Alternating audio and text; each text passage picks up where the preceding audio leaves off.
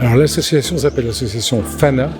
FANA qui s'écrit PH comme photo, AN comme animalière, et le dernier A qui veut dire Ophargis. Cette association a été créée il y a 7 ans, donc on est ici dans la 7e exposition FANA. Et le but de l'association, en fait, c'est de créer une expo par an à Ophargis pour partager nos photos avec les visiteurs, avec monsieur et madame tout le monde, en fait, de partager, de raconter l'histoire de nos photos. Ça, c'est un héron garde-bœuf, et lui, il profite de l'agriculteur qui a fauché son champ. Et en fauchant son champ, il tue des campagnols, des mulots. Mais l'agriculteur, il ne le sait pas. Et également, on leur apprend des petites choses. Ça veut dire que dans nos légendes, dans nos commentaires, il y a toujours un peu d'humour parce que ça, c'est vachement important aujourd'hui. Et puis, s'ils apprennent un petit truc sur l'animal en question qui a été pris en photo, c'est bien parce que un peu plus de connaissances est égal à moins d'erreurs en fait. Donc si on peut apporter une toute petite pierre à l'édifice, c'est bien en termes de connaissances. En fait, j'étais embêté parce que j'avais peur de lui faire peur. Et un chevreuil, c'est cardiaque quand même. S'il a trop peur, oui, il peut faire un infarctus. Ouais. Donc c'était embêtant. Mais là, il était vraiment tout près. Hein. Donc, le chevreuil... tu vois, là, il est vraiment prêt. Hein. C'est magnifique. Je savais pas que c'était Regarde, cardiaque. non Ils sont fait cadeau tous les deux. Hein? Le vendredi est plus particulièrement réservé aux scolaires. Donc cette année, on a eu plus de 150 enfants. Et les enfants sont souvent très intéressés, quoi. Et on parle d'animaux. Quand on voit un petit renard comme ça, c'est craquant. Donc les enfants, ils s'intéressent. Ils écoutent les histoires de la photo. Et souvent, le lendemain et le surlendemain, ils reviennent avec papa et maman. Et c'est eux qui racontent l'histoire de la photo à papa et maman. Donc c'est extraordinaire. On apprend beaucoup, nous, tous les jours. Quand on prend des photos, quand on suit un animal, forcément, on apprend, quoi.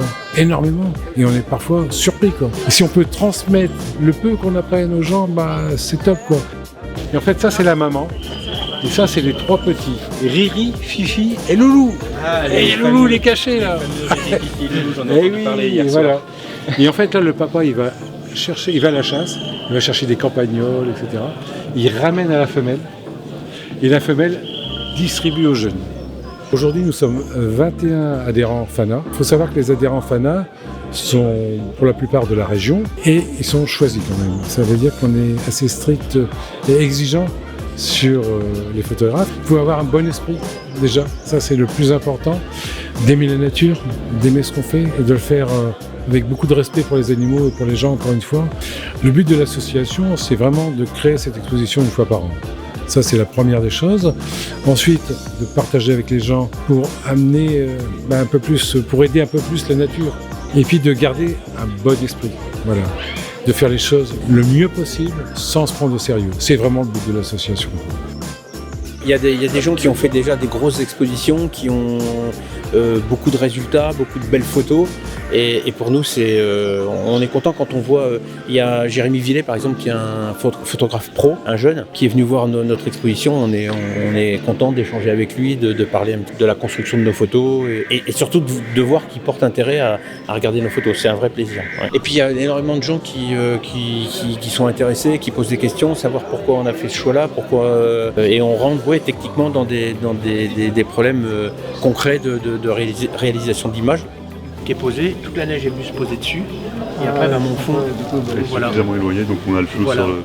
Moi, ma façon de voir, c'est que quand j'arrive sur un lieu, il y a un sens où je trouve que mon image va être belle. Et si l'animal, l'oiseau, le mammifère passe dans cet endroit-là, c'est bien, je suis content.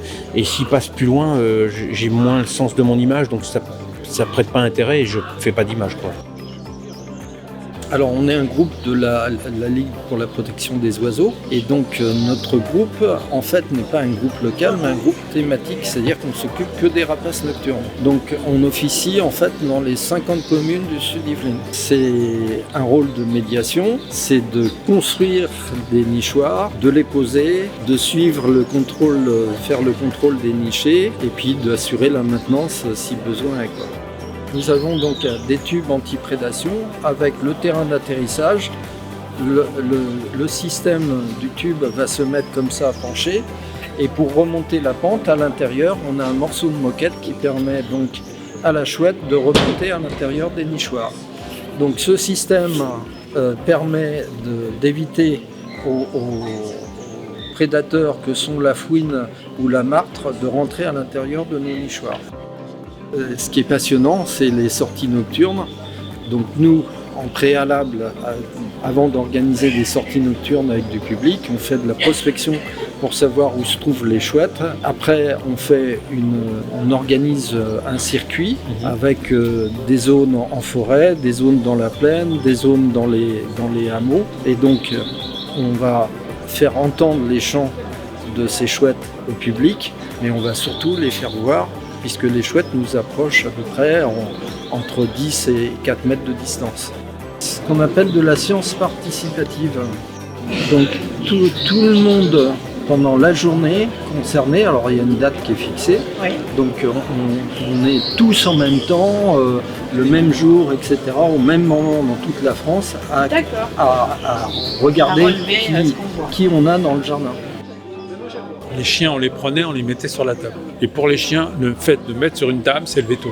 Donc on s'est dit, ça va pas. Donc ils ont fait un podium plus bas. Donc les chiens peuvent sauter sans problème. Saïko.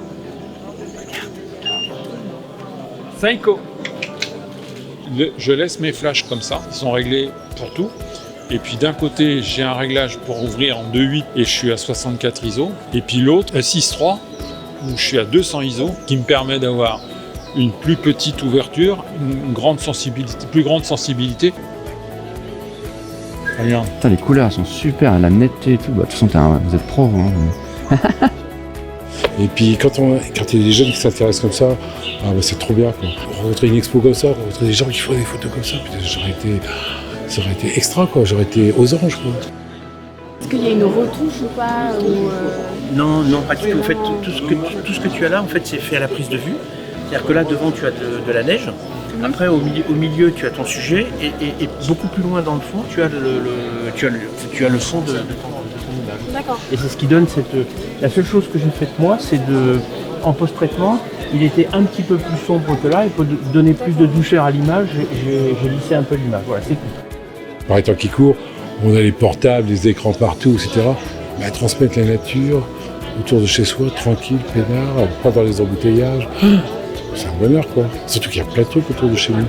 C'est mon père qui me prête son matériel. D'accord. Et après, il me laisse pendant des heures. Ça me donne envie de faire plus de photos, etc. et de découvrir. Et on voit bien, les gens, ils ont besoin de ça. Ils ont besoin qu'on s'occupe d'eux, qu'on leur fasse voir des choses qu'il y a autour de chez eux qu'ils ne voient pas, en fait. On leur dit, mais ça, c'est autour de chez nous. Ah bon? Mais oui. Et ça a des belles couleurs, etc. Non, et ça, c'est extra. Pour nous, c'est un grand bonheur, quoi. Partager avec les gens comme ça, c'est que du bonheur.